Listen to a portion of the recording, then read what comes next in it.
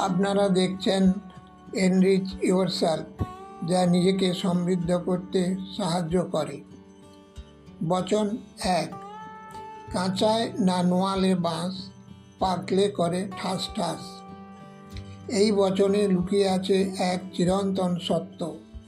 কাঁচা বাঁশ যখন নমনীয় থাকে তখন চাইলে সহজেই বাঁকানো যায়, কিন্তু একবার পেকে গেলে তখন সেটা শক্ত হয়ে যায়, নড়াতে গেলে ভেঙে যায়। ঠিক তেমনি মানুষের চরিত্র।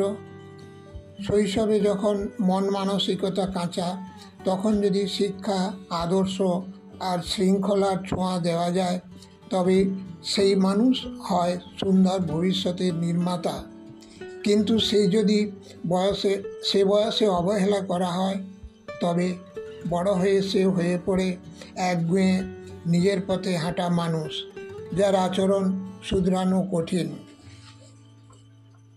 আধুনিক সমাজে এই বচন আমাদের শিক্ষা দেয়, শিশুকাল থেকেই যদি আমরা আগামী প্রজন্মকে ভালো দিক নির্দেশনা দিই, তবে তারাই গড়বে সুন্দর সমাজ।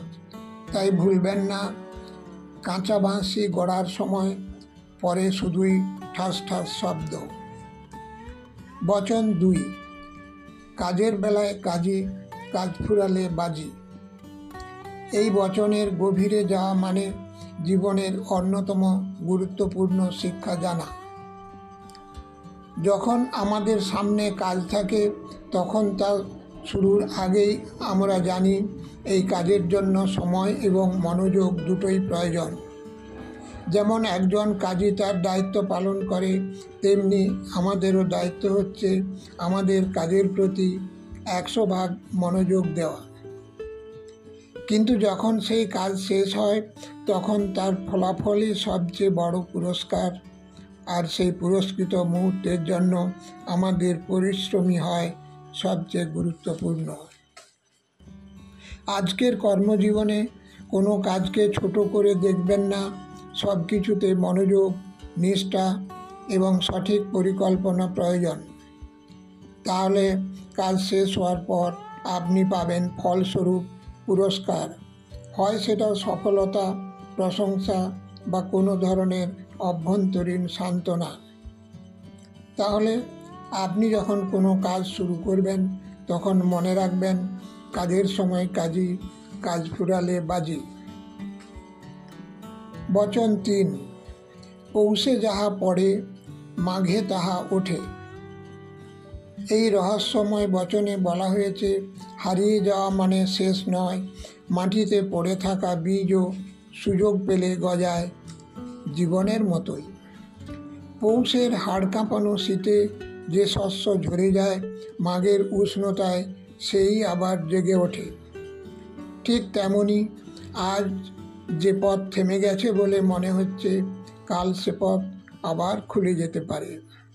জীবনেও তেমনি পতন আসবেই, কিন্তু তা স্থায়ী নয়। আশা রাখো, ধৈর্য রাখো, কারণ সময় বদলায়।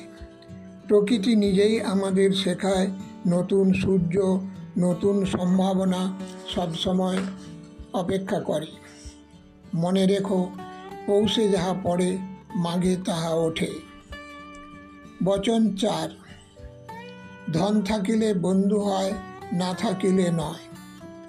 ধনসম্পদ থাকলে অনেক মানুষ বন্ধু সাজে, কিন্তু যখন ধন থাকে না, তখন সেই বন্ধুরাও দূরে সরে যায়। অর্থাৎ মানুষের বন্ধুত্বের ভান অনেক সময় স্বার্থ নির্ভর হয়ে থাকে। এই বচনটি আজকের সমাজেও চরম বাস্তব। অনেক সম্পর্কই আজকাল আর হৃদয়ের নয়, বরং সুবিধার। ধনবান হলে লোকজন আপন করে নেয়, তোমার কথায় সাড়া দেয়, পাশে থাকে। কিন্তু যখন সেই ধনসম্পদ থাকে না, তখন সেই মানুষগুলো সরে যায় কুয়াশার মতো। এই বচন আমাদের শেখায়, প্রকৃত বন্ধুর মূল্যায়ন করতে হবে। ধন নয়, মানুষের চরিত্র এবং আন্তরিকতা দেখেই বন্ধুত্ব করতে হবে। দুঃসময়ে যে পাশে থাকে, সেই প্রকৃত বন্ধু। সময়ের সঙ্গে বদলায় মানুষ, আর স্বার্থের সঙ্গে বদলায় সম্পর্ক। তাই মনে রেখো, ধন থাকিলে বন্ধু হয়, না থাকিলে নয়। কিন্তু প্রকৃত বন্ধু খোঁজা ধনের বন্ধু নয়। বচন 5। যে বীজে ফল ভালো, সে বীজে ধান দে। যে লোককেতে জ্ঞান আছে, তাহারে মান দে। খনার এই বচন শুধু কৃষির কথা বলে না, বলে জীবনের সত্য কথাও। যেমন ভালো ফলের জন্য দরকার ভালো বীজ, তেমনি সমাজে উন্নতির জন্য দরকার জ্ঞানী মানুষের সম্মান। সবার বাহ্যিক চেহারা বা কথায় না গিয়ে তাদের প্রকৃত জ্ঞান আর অভিজ্ঞতা, গুণ দেখে বিচার করা উচিত। এই বচনটি জীবনের গভীর দৃষ্টিভঙ্গি তুলে ধরে। মূল্যবান ব্যক্তি ও সঠিক সম্পদ চিনতে পারা এক বড় বুদ্ধিমত্তা।